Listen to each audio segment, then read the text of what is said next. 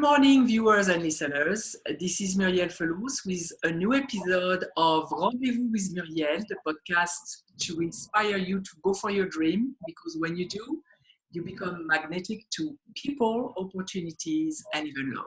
If you don't know who I am a relationship coach and the founder of Date Like a French Woman. Today, I have the pleasure of interviewing Galit Ventura-Rozen. And Galit is a successful entrepreneur, business mentor, speaker, and philanthropist dedicated to empowering women who are looking to make the leap from employee to entrepreneur, or just to take their business to the next level. Good morning, Galit. How are you today? Good morning, Muriel. Thank you for having me. I'm happy to have you. So what I love doing usually is to ask my guests to tell their story, because I know you're living your dream, you're building the business that is part of your dream. And I would love if you could take us back on your journey, where it started and why you decided to go for it. Absolutely. So the business that I have today is actually the second part of my journey. So I started as an entrepreneur at the age of 21, and I started much younger than most people. I knew right away that I did not want to work for anybody, and I knew that I wanted to build my own business. So the way that I actually started in my business is I went and got my real estate license, and I opened my own commercial real estate company.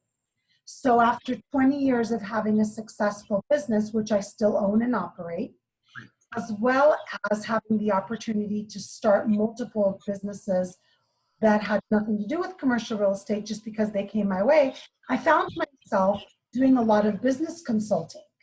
And so along the way, because I started my own business at such a young age, people were coming to me and asking me, how do you start your own business? Yes. How do I start my own business, and how do I do what I love? So, go ahead. I just want to mention that 21 is very young to start. Yes. So I have to tell you, Muriel, I came from a family of entrepreneurs. So it was something that I was almost born into, and I got to watch my father. I'm actually first generation American. A lot of people don't know that about me. And so my parents immigrated to America, and they built the American dream. So I got to watch it from a very young age. So that in itself instilled in me the skills that I needed to be an entrepreneur. So happened. Go ahead, Muriel. Did you want to ask me something? No, go ahead. I'm listening. I want to make sure you jump in. Please jump in. Oh, perfect. So what ended up happening was, with me building these multiple businesses and being very successful, I found myself almost making my own path to being a business mentor, because so many people were asking me how to do it. So that was the natural progression of me starting this business. So I always, when people ask me how I started, I always tell them that I didn't find my purpose, but my purpose found me. So I guess you had the same experience. Love that. That is a great way to say it. I love that. That is such a great way to say it, because in all honesty, that is truthfully what happens. When you open yourself up to this idea that anything is possible, and a lot of people, what they do is they have this plan, and they decide this is going to be their plan. And then because they're stuck on the plan, they don't open themselves up to the things that come their way, to the things that come through their path. So exactly what you just said is completely the truth. So when I made the natural progression, and I use the word natural, from business owner, which I still am, to business mentor, it was so natural that it was open up from everybody that I had known, almost as if they had said to me, well, it's about time. So it's really what you said. And really, when you think about it on an energy level, you know how people start their business and they're trying to align with the energy and they're trying to manifest. When you're at your level, you're already ready. So like you said, it's a natural progression. You're already at the level of where you need to be. Yes. Do you believe, first of all, do you believe in the law of attraction? I do. I work with my clients on that all the time. I absolutely believe that if you say you can't, you can't. And if you say you can, you can. Absolutely, all day long.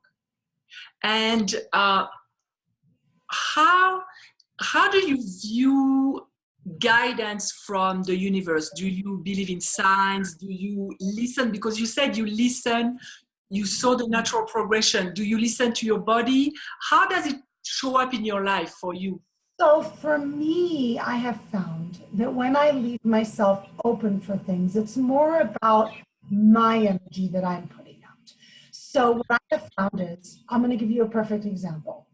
All of a sudden, my natural path started taking me to being a public speaker. And I opened myself up and I said, okay, well, I'll just put myself out there. And then all of a sudden, I get an email or a private message from an organization that says, hey, can you speak at our, and I never even asked. And then all of a sudden, I start getting private messages from women that are saying to me, hey, Galit, do you work with women that want to be public speakers and show them how? So I opened myself up to the idea of, well, yeah. So now all of a sudden I have clients that I'm showing how to find their focus and become public speakers. So in all honesty, I don't know if it's actual signs or something like that. For me, it starts with opening myself to the possibilities. So for anybody that's watching and listening, I would say, if there is something that you think, just think, you don't even have to be positive, you think you might love to do, or you think you might be open to wanting to do, just open yourself up to the possibility. And I always do this, and I know you do this too, Miriam. I open yourself up to the possibility. It in itself, in my opinion, and not just my opinion, but in my experience, all of a sudden starts attracting those things to you. And you can ask as many people as you want that believe in this, and they're all going to tell you the same exact thing happened to them. And for me, I know that I open myself and opportunities will come. And the way that I can identify if an opportunity is really aligned with what I want to do or not is through my body. Is it going to be bringing me joy somehow? Absolutely. What, do you follow an emotion or do you follow a thought to guide you? Yes. So for those that don't understand or recognize energies or feelings, I would call it your gut. So it's sometimes simpler because a lot of people that watch don't always know what that is. So I want you to recognize that, you know, if you're about to do something and it just doesn't feel good and you get this little feeling in your stomach. For me, I get it like right here below. So yeah, me too. Yeah. Yeah. So if that's something that happens to you and you say, oh, wait, it doesn't feel good that I'm going to get in the car right now and drive across town. And you don't really understand why, but you just know it doesn't and you listen. And then something happens and you recognize that that gut stopped you. It's really the same thing. So I always tell people to make sure that you're listening to what we call your gut or your intuition. So absolutely, for me, if it doesn't feel good. But I'm also a little bit different in the way, Muriel, that sometimes I say yes to things before I even think it through. But it's because it just feels like it flows. It feels like it comes. A lot of people, they do this logical thing. They think. When someone says, would you like to speak at this event? They think. And then they stop because of fear. They stop because of resistance. I'm the kind of person that I say yes, and then I figure out the rest. So it really depends on you as a person and what you're capable of. But I always tell people, if it feels good and the only thing that's stopping you is the unknown or feeling resistance, say yes and figure out how to do it later. Yes, that's true. I see it like jumping in the pool and you will swim later. You'll figure it out. Yes. And so as far as taking action, when you coach people, I know that I've heard, and it disturbs me in a way to hear that you have to pick up the phone and call, and it almost is focusing only on the action without even being ready emotionally. And a lot of people are approaching their business like this, even in networking.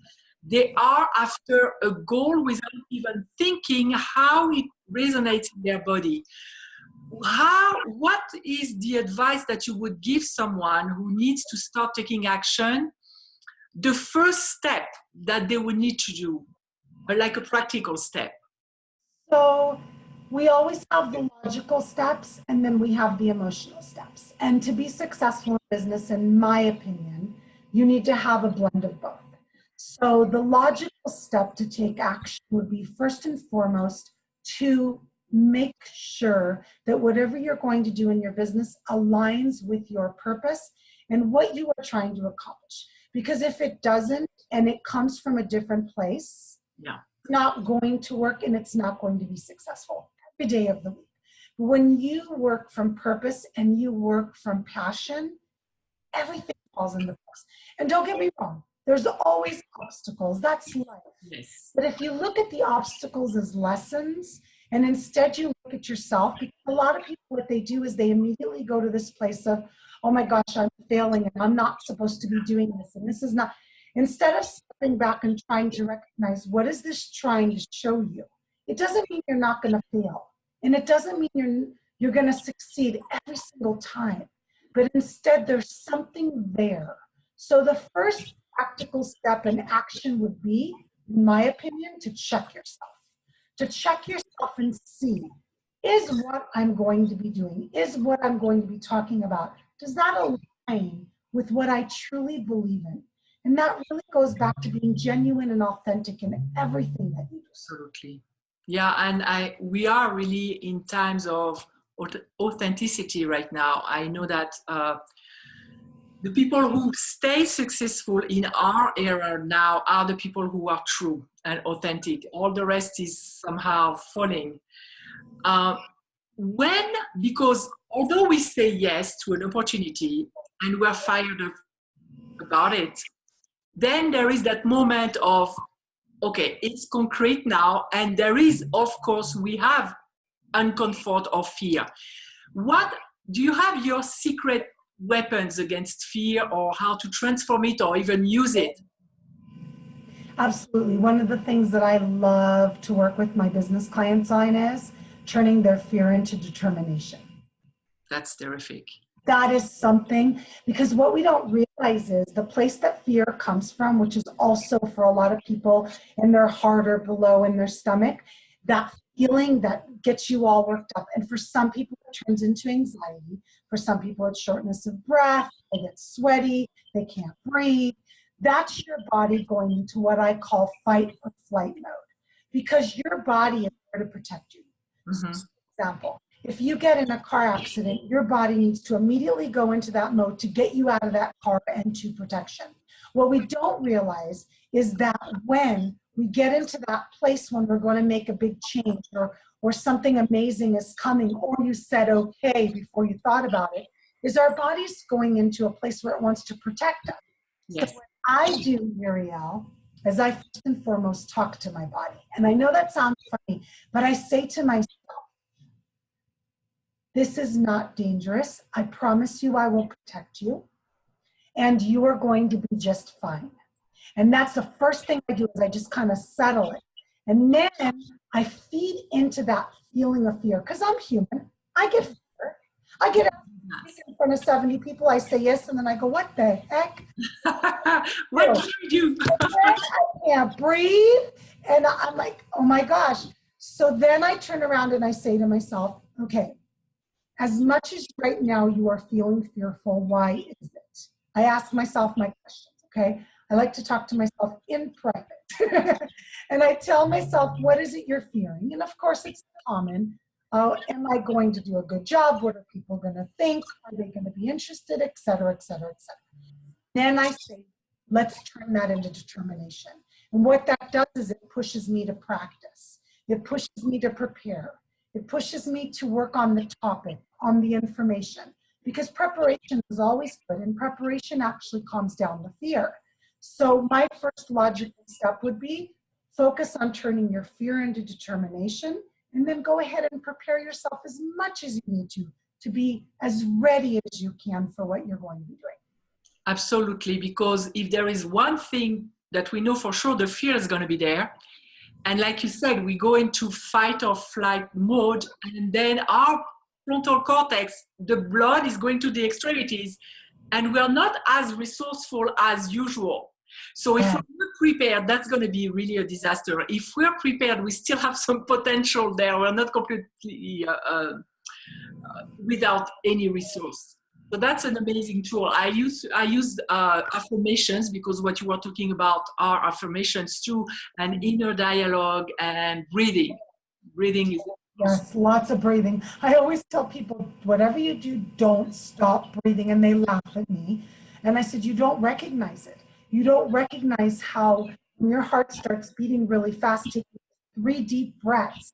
And I tell people, count to 8 when you inhale, count to 8 when you exhale, because most people don't do that on a normal basis. Yes. Slows down your heartbeat, which in turn slows down the feeling that you're feeling, which is you just want to run. Yes. And so people come to you when they're stuck, or when is the typical time in their journey that they come to see you and say, I need help? It just depends on the woman. I have clients that are 27, I have clients that are 62. So even though we all have an ideal target market, it really depends on the woman herself. I only work with women, that's by choice, just because that's what I decided. I worked with men for 20 years in my first career. Okay. I'm going to work with women for the next 20 or so years. So typically a woman comes to me for a few reasons. Number one, a lot of times they wake up in the middle of the night, or I say they finally put the kids to bed, they're finally done with their long day, they finally lay down, and then the first thing that comes to them is, there's got to be more. Yeah. There's got to be more. And then second piece is they're really looking for their purpose. They're really looking to understand what it is I love to do. Now, that what happens a lot of time is a lot of women that I work with are employees, and they're just tired of working for somebody else, and just don't know how to take the first steps. And for someone that's been an employee, I have a woman that I'm working with. She's been in 23 jobs in her life. She's in her 50s. Every time she conquered a job, they would let her go because they were worried she was going to take their job, right, Muriel? And she finally got tired of it. And she said, I'm sick and tired of this. I need to work for myself, because look how many people I've made successful in my life. And they don't know how to, because they're so used to making other people successful and building other people's dreams. They don't have a clue where to start. So I come in for a few things. I come in for the how, but I also come in for the mindset, because I can teach you all day long in my sleep how to be successful in your business. Okay, that's my cup of tea. But if you don't have the mindset to go from being employee to entrepreneur, or go to the next level of your current business, you're stuck. You're going to stay there, and you're not going to be more successful. And if that's what you want, it's possible. That's it's a lot about mindset. And I know for myself, working for somebody else is extremely hard when you get to a point where you know you're tired of it, and or sometimes you know better than them how it should be done, but you don't have a choice. Yes. Because they impose their ways.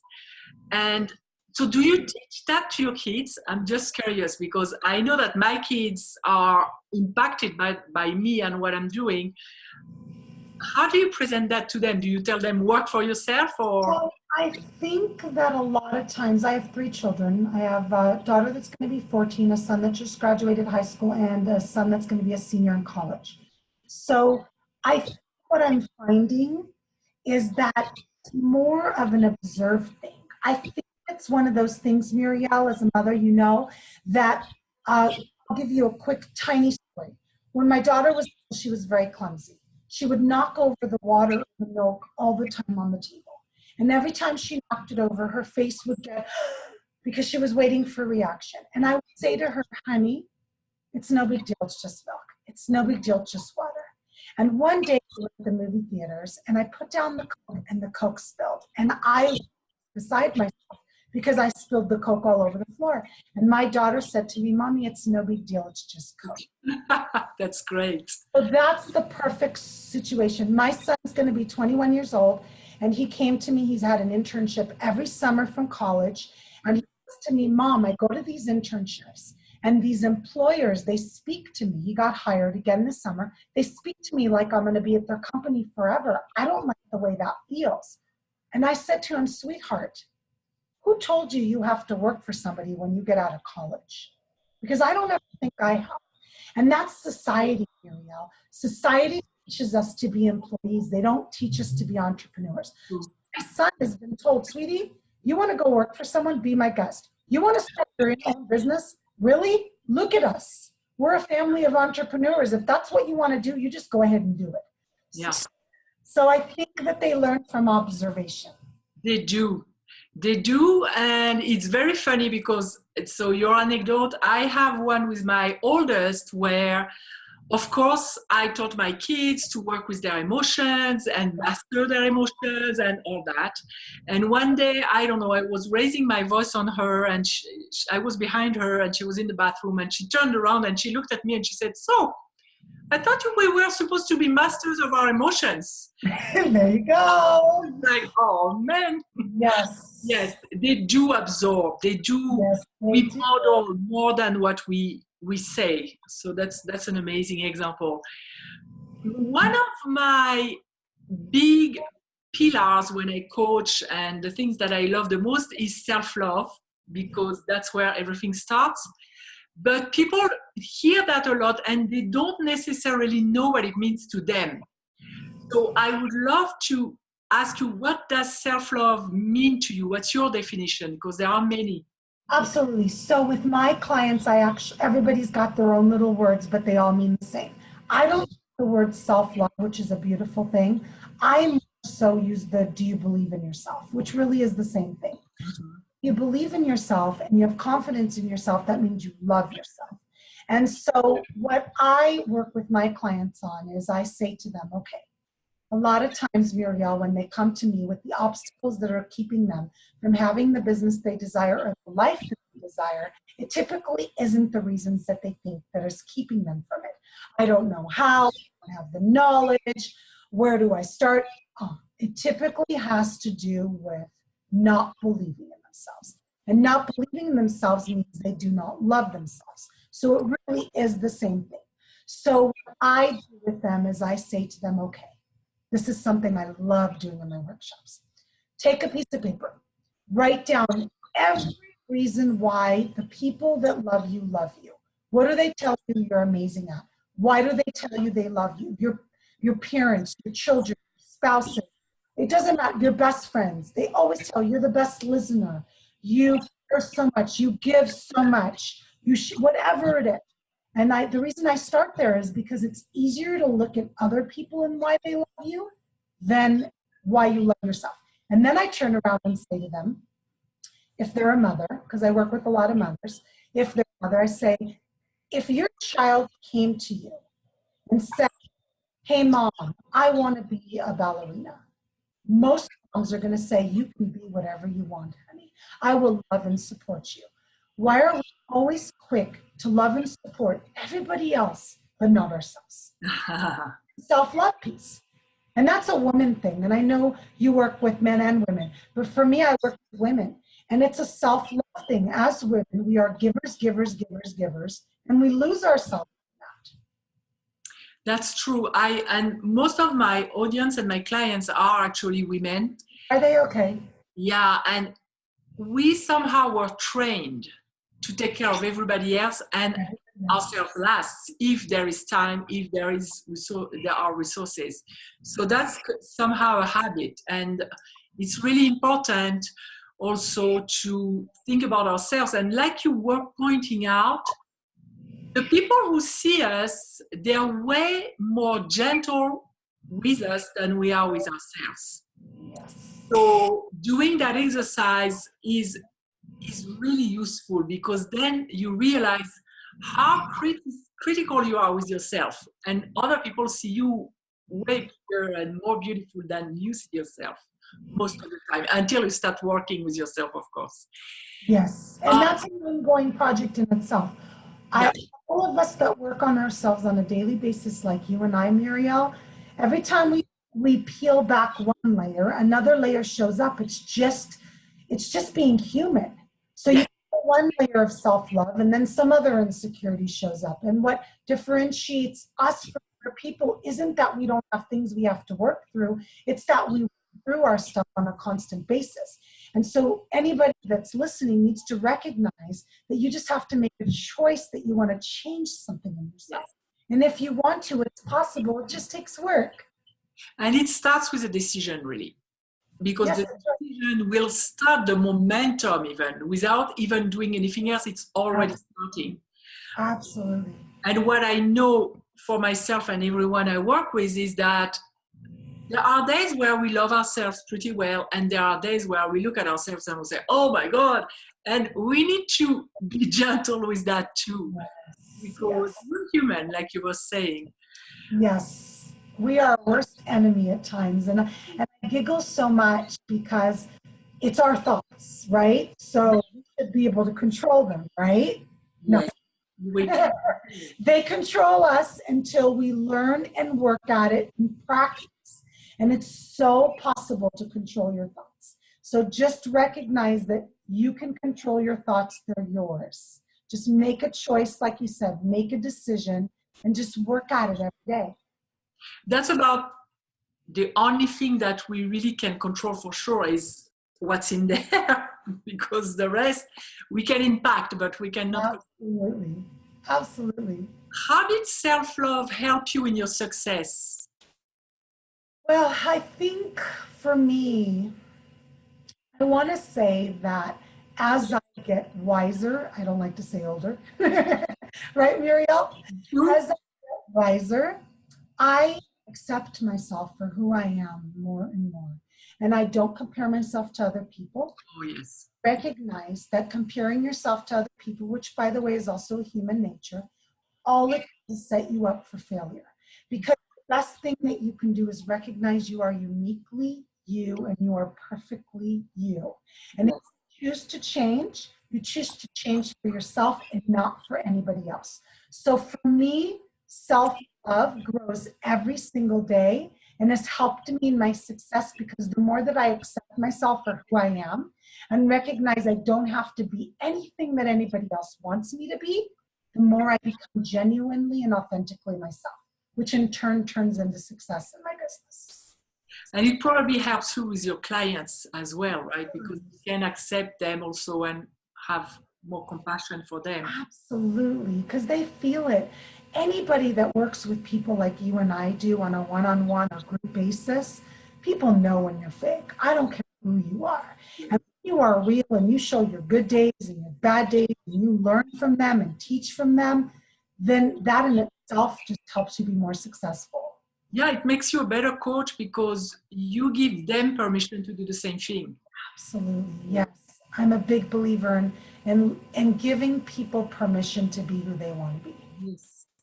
What self-love practices do you go to on a regular basis? Do you have incorporated in your life? So I actually love something called flow dreaming. I don't know if you're familiar with it. Yes, yes. What's her name? Summer McStraverick. Yes. Okay, so she's actually one of my coaches.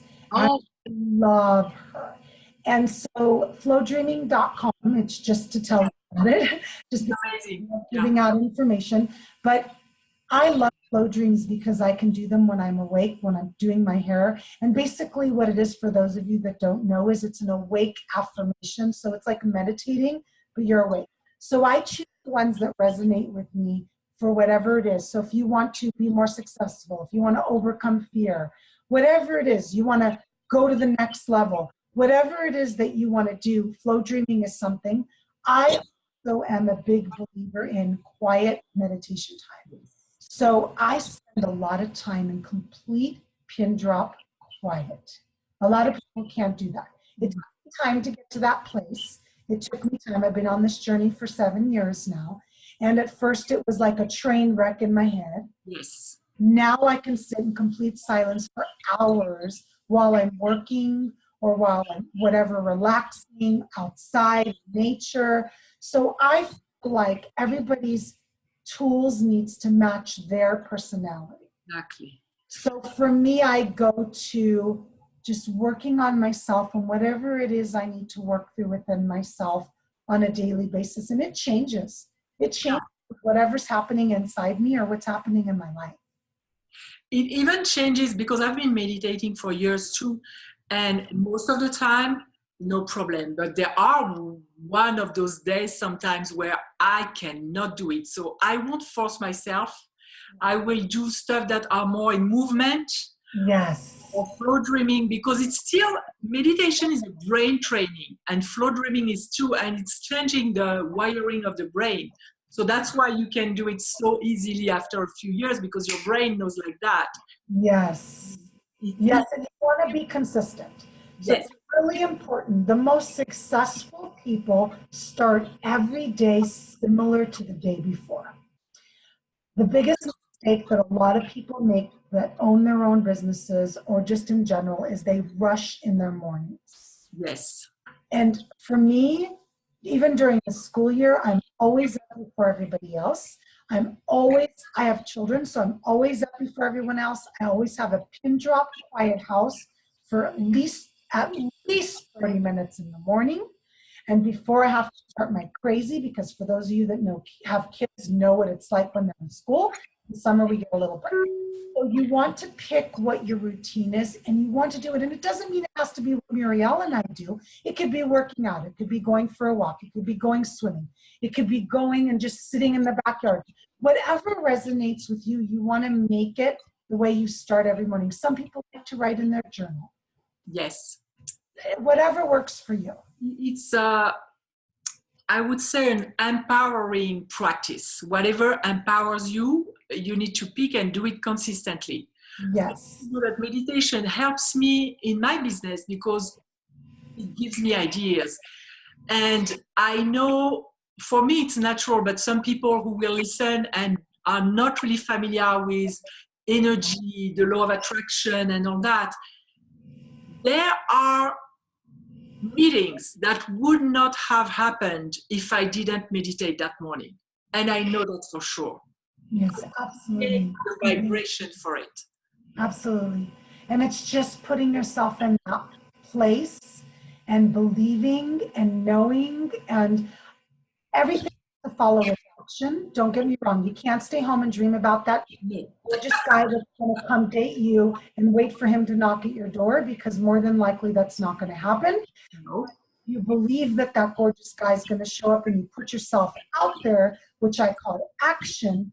You've got to take the action steps. I don't just sit around all day and manifest people calling me to work with me. I also have to put out the action. Great, but it's a teamwork. Like it's a teamwork. It goes together. It's a co-creation. And actually, I think that it's about taking the inspired action. And when you have a practice that centers you, you feel the inspired action and you feel the urge to go to that place, that meeting, that networking, and that's where the meeting happens. Yes. That's crucial. Where do people can reach you or contact you if they want to know more about you or work with you? Absolutely. So my website is Galit, Galit, empowering, and the letter U.com. So GalitEmpoweringYou.com. I've got probably about 30 or 40 video blogs on there and lots of great free tools to be successful in your business. So please check it out. And you can also contact me through there, just as contact Galit. And we can go ahead and jump on a call and find out if there's a fit for us to work together so I can help you accomplish what you want. Perfect. And I'll put that in the description. I appreciate that. Thank you, Muriel. And so before we conclude, if there was one or two advices that you would love to leave people with, what would you tell them? I don't like to steal Nike's slogan, and I always give them credit, but one of my favorite things is just do it. Yes. Honesty, just do it. We spend so much of our life making excuses. And then one day we wake up and we're 80 years old and we look back on our life and we think with regret. And it's too late. I'm sorry, it's too late. So my piece of advice to you is just do it. And my second piece of advice is this. Imagine yourself being 80 years old and looking back on your life. Will you look at it with regret, or will you look at it and say, I accomplished everything? I lost you for a moment here. That's okay. And let me say that again. Will you look back on your life with regret, or will you look back and think, I accomplished everything that I wanted? Yes. If you think today, oh my God, I'm going to look back on regret, start today. Never too late. Start today. And actually, that's one of the exercises that I do for myself. And that's one of the things that scares me the most, is to be at the end of my life and say, why didn't I? So yes. If there is one fear worth having, it's this one, because it's going to serve you. That's one that's going to drive you. Yes. I'm the same way, Muriel. I have the same personality characteristic. And when I get on the phone with my clients, I can see their visions for them from their words. They share what they want. They share what they dream of. And then I almost see like this brick wall between them and what they want. But what they don't realize is they've put up the brick wall. And then they don't realize that all they need is a sledgehammer and they can break through it. Because brick walls, you can break. So you're the sledgehammer provider. I give them the sledgehammer, and I give them the piece by piece that they can break down that wall and get to the other side. I want to thank you, Galit, for being here with us today. I'm sure a lot of people will benefit from our conversation, and don't hesitate to contact her. She can help you. She can give you the sledgehammer, guys. Yes. So thank you very much. Thank you, Maria. For our listeners, we'll be here in 2 weeks. So have fun and build your dreams.